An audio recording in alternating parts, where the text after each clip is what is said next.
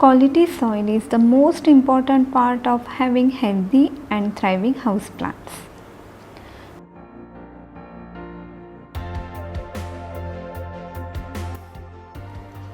Plants need soil mix with the right qualities, like roots require soil that provides enough structure to support the growing plant, and the soil that drains well while holding adequate moisture. Plants also need soil that provides aeration and nutrition at their preferred pH level. In the case of indoor gardening, mostly we grow our plants in limited space in different types of containers. So plants' roots have very limited space to grow, while plants that we grow on the ground can go quite deep and spread in all directions in search of nutrients and water from the soil. So if we provide medium that is rich in nutrients, help to keep plants healthy, growing and disease free. However, the ideal potting soil for indoor plants varies because each plant's original habitat determines its soil preference. For example, succulent, snake plant or cacti will like more porous medium that contains perlite, that water can run through quickly and not hold as much water. On the other hand, ferns, palms, monstera, philodendrons will prefer a medium with more cocopeat since it helps the soil to stay uniformly moist, which is what most tropical plants prefer. So basically, every plant type has different soil requirements, but fundamentally all the plants require certain elements for good growth. Making your own soil mix, you can adjust the soil for more or less drainage depending on the plant's needs. Plus, there is a less chance of having soil contaminated with pathogens or pests.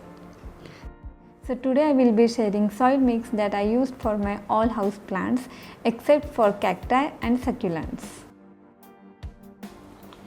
I prefer a potting mix that includes 60% soil building material. That includes cocopeat and garden soil. These will give structure and form to the soil mix, and 40% must have aeration and nutrient materials. First and the most essential element is garden soil. You can buy it from nursery or take it from any field or garden. Garden soil is porous in structure but often need nutrients and organic matter for healthy plants. Second, I am taking here cocopeat. This is natural plant material, offers structure, aeration and water holding capacity.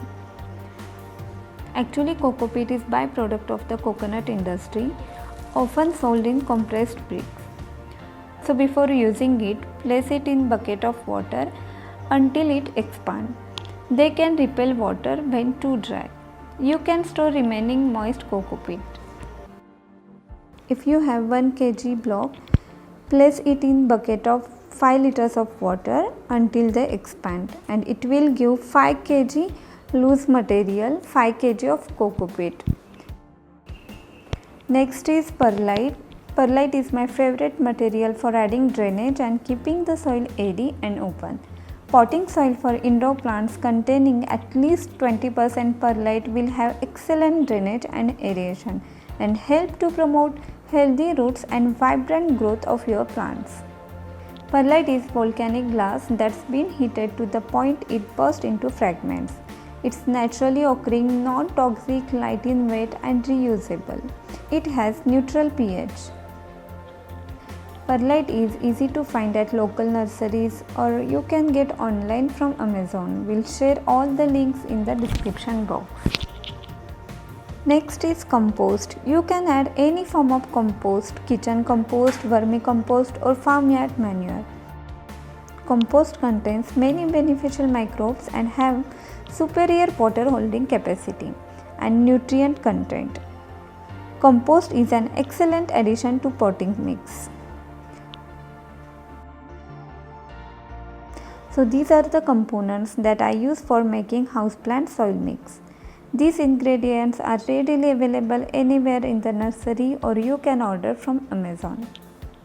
So it has garden soil 30%, cocopeat 30%, vermicompost 20% and perlite 20%. And if you have neem powder, add 1 to 2 tablespoons to the soil mix. Neem powder acts as pest repellent and prevents pest and pathogen growth in the soil. It also acts as a great fertilizer. Don't worry too much about getting exact amounts. Little bit here and there is okay.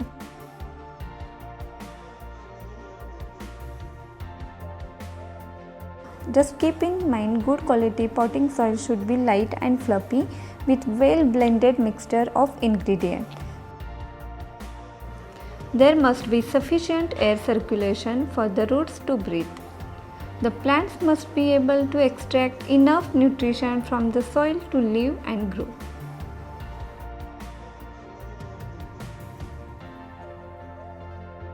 When you water your plant, it should be absorbed by the soil mix immediately. It should not be sitting on the soil layer. Air circulation and good drainage is very important to avoid rotting of plants. That's all. Isn't it easy, simple and interesting?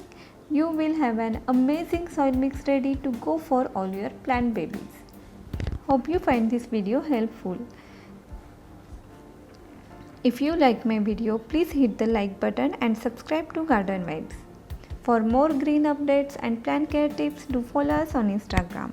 My Instagram handle is GardenVibes14. See you soon. Till then, take care and happy gardening.